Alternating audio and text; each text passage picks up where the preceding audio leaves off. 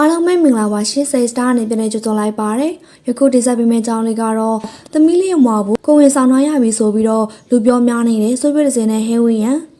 လူမှုကွန်ရက်စာမျက်နှာပေါ်ထက်မှာအားလုံးဝိုင်းဝန်းပြီးတော့စိတ်လှုပ်ရှားနေကြတဲ့သတင်းတပုတ်ကတော့ပြည်သက်တွေချစ်တော်ငယ်စဉ်ဆောင်တွေရဲ့အကြောင်းပဲဖြစ်ပါတယ်အထူးသဖြင့်တော့ဆိုဗီယက်တစ်စင်ကသမီးလေးအမွာဘူးကိုဝင်ဆောင်ထားရပြီဆိုတဲ့သတင်းကတော်တော်လေးကိုဟိုးလင်းတကြောဖြစ်နေပြီးတော့ချစ်ရတဲ့ပြည်သက်တွေကလည်းဝမ်းသာအားရဂုဏ်ပြုစကားတွေဆိုနေကြတာလည်းတွေ့ရှိရပါတယ်။ဒါပေမဲ့ပြည်သက်တို့ရေဒီသတင်းနဲ့ပတ်သက်ပြီးတော့အမှန်တရားကိုပြောပြမေးဆိုရင်တော့လောလောဆယ်မှာဒါကပြည်သက်တွေရဲ့ချစ်လုံးတဲ့စေတနာတွေကြောင့်ဖြစ်ပေါ်လာတဲ့မျှော်လင့်ချက်ကိုလာဟာနာတစ်ခုပဲဖြစ်ပါတယ်။ဆွေးပစ်တစင်ကိုယ်တိုင်ကသူမမှာကိုဝင်ရှိနေတဲ့ဆိုတဲ့သတင်းတွေကိုမမှန်ကန်ကန်ပြက်သားသားတုတ်ပြန်ရှင်းလင်းထားပါတယ်။လက်ရှိအနေအထားကလက်ခံပြီးသားအမှုပညာအလုပ်တွေကြော်ညာရိုက်ကူးမှုတွေနဲ့ပတ်သက်ပြီးပွေးတက်ရမယ့်အစီအစဉ်တွေအများကြီးစက်တိုက်ကြန့်ရှိနေသေးတာကြောင့်ခလေးမြယူသေးဘူးလို့လည်းသိရှိရပါတယ်။ခလေးယူဖို့ဆိုတာကအစဉ်တစ်ခုဆောက်ရအောင်ပါပါ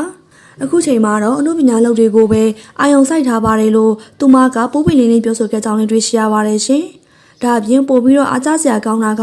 ခင်မိုးတဲ့ဟဲဝီယန်တို့မိသားစုရဲ့နားလည်ပေးမှုပါပဲချွေးမကိုတမီးရင်းလိုချစ်ခင်ကျူးဆိုင်ကြသလိုရင်သွေးကိစ္စနဲ့ပတ်သက်ပြီးတော့သူတို့ဇနီးမောင်နှံရဲ့ဆုံးဖြတ်ချက်ကိုအပြည့်အဝလေးစားပြီးဖိအားပေးတာမျိုးလုံးဝမရှိဘူးလို့လည်းသိရပါတယ်ရှင်ကဲပြည်သက်ကြီးတို့ရေလက်ရှိမှာအမှုပညာလုပ်ကိုပဲဦးစားပေးခြင်းသေးတဲ့စူပစ်ဒဇင်ရဲ့အဆုံးဖြတ်ချက်ပေါ်ဘလို့လေးတွေမြင်ကြသလဲ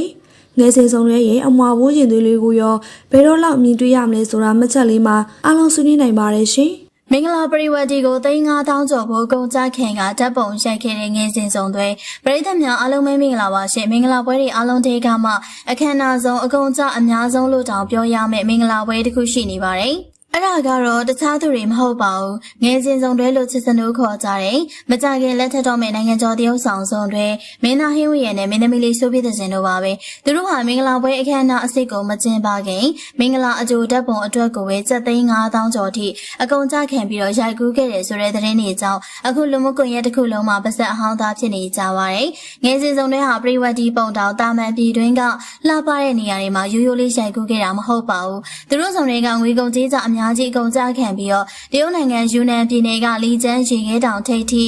တကူတကောက်သွားရောက်ခဲ့ပါတယ်။ဒါတင်မဲလားဆိုတော့မဟုတ်သေးပါဘူး။အဲ့ဒီရေခဲတောင်ပေါ်ကိုတက်ဖို့အတွက်တာမန်မဟုတ်ဘဲကိုပိုင်ရဟတ်ရင်တွေကိုအသုံးပြုပြီးတော့ငွေကုန်ကြေးချအကြီးကျယ်ခံကခန်းနာစွာနဲ့ရိုက်ကူးခဲ့တာဖြစ်ပါတယ်။